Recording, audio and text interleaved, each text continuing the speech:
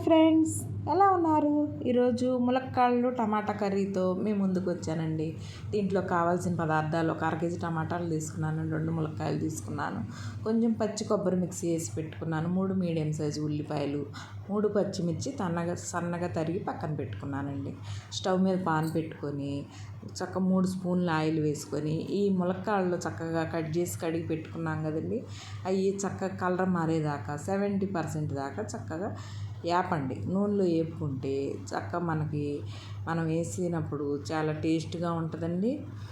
పులుపు అవన్నీ కూడా చక్కగా పడుతుంది.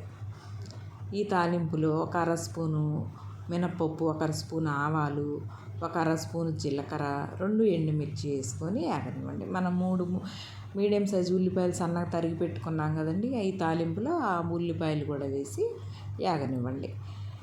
చక్కగా ఉల్లిపాయలు చక్కగా కలర్ వచ్చి బాగా దగ్గరికి వచ్చేదాకా వేపుకోవాలండి. ఉల్లిపాయలు వేగితే మంచి గ్రేవీ వస్తుంది, తీపిదనం ఉండదు, కూర టేస్ట్ బాగుంటుంది. దీంట్లో కొంచెం కరివేపాకు, ఉప్పు కూడా వేసుకొని చక్కగా బాగా వేగనివ్వండి. మూత పెట్టి వేపుకోండి. వేపుకున్న తర్వాత ఇట్లా కలర్ మారుతాయండి. ఒక 2-3 నిమిషాలు అయిన తర్వాత ఇట్లా కలర్ మారుతుంది. చక్కగా బాగా దగ్గరికి రానిచ్చి 1 స్పూన్ అల్లం పేస్ట్ వేయండి. 1 స్పూను ధనియాలు, జీలకర్ర పౌడర్ ఉంటుంది కదండి, అది 1 స్పూను, ఆ పౌడర్ కూడా వేయండి. ఈ 2 పచ్చి వాసన పోయేదాకా చక్కగా ఈ ఉల్లిపాయలు వేగనివ్వండి. మనము ఈ టమాటాలు కట్ చేసి పెట్టుకున్నాం కదండి, కొంచెం 1 అర స్పూన్ పసుపు వేసి ఇది కూడా వేగనిచ్చి ఆ టమాటా ముక్కల్ని చక్కగా మిక్స్ చేయండి. బాగా దగ్గరికి వచ్చిన తర్వాత ఆ టమాటా ముక్కలు వేసేయండి. కొంచెం ముక్కలు మిగిలించండి, అన్నీ వేయకోకుండా. ఈ అర కేజీలో ఇవి కూడా చక్కగా టమాటాలు బాగా మగ్గాలి కదండి. మిక్స్ చేసుకుంటా చక్కగా నూనె అంతా బయటకు వచ్చేస్తుంది చూడండి. చక్కగా 2-3 సార్లు మిక్స్ చేయండి. మిక్స్ చేసిన తర్వాత చక్కగా ఇట్లా మగ్గిపోతాయండి టమాటాలు. చూసారా, మగ్గిపోయినాయి. చక్క నూనె అంతా బయటకు వచ్చేస్తుంది. ఇప్పుడు మనకు తగినంత కారము, మనము పచ్చిమిర్చిలు కోసి పెట్టుకున్నాక అవి కూడా వేయండి. వేసేసి చక్కగా ఇది కూడా 2-3 నిమిషాలు బాగా మిక్స్ చేయండి.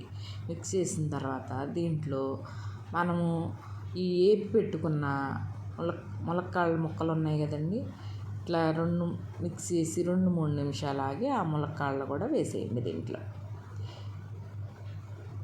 ఈ ములక్కాళ్ళు వేసిన తర్వాత మనం ఇందాక కొంచెం టమాటాలు కూడా మిగిలిచ్చాం కదండి, కొంచెం ఉన్నాయి కదా, ఆ టమాటా ముక్కలు కూడా ఈ ములక్కాళ్ళతో పాటు వేసేయండి.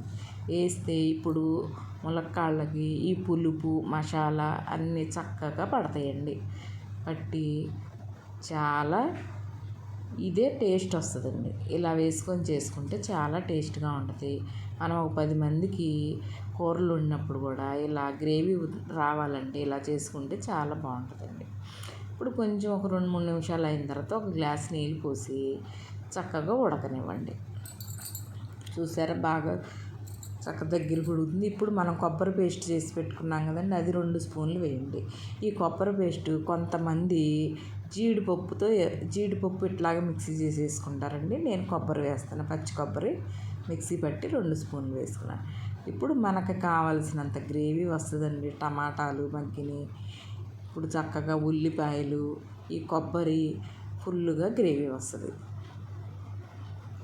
మనము ఎవరైనా సరే ఇలా టేస్ట్గా చేసుకుంటే చాలా బాగుంటుందండి, ఏ కర్రీ అయినా. మనము దీంట్లో ఈ ఉడికేటప్పుడు కొంచెం గరం మసాలా ఒక అర స్పూను ఊరికి వేసి అయినట్టు వేయండి. వేసి చక్కగా దగ్గరికి రానిస్తే మంచి గ్రేవీతో కర్రీ రెడీ అయిపోయిందండి. మీరు నా ఛానల్ లైక్ చేయండి, షేర్ చేయండి, సబ్స్క్రైబ్ చేయండి.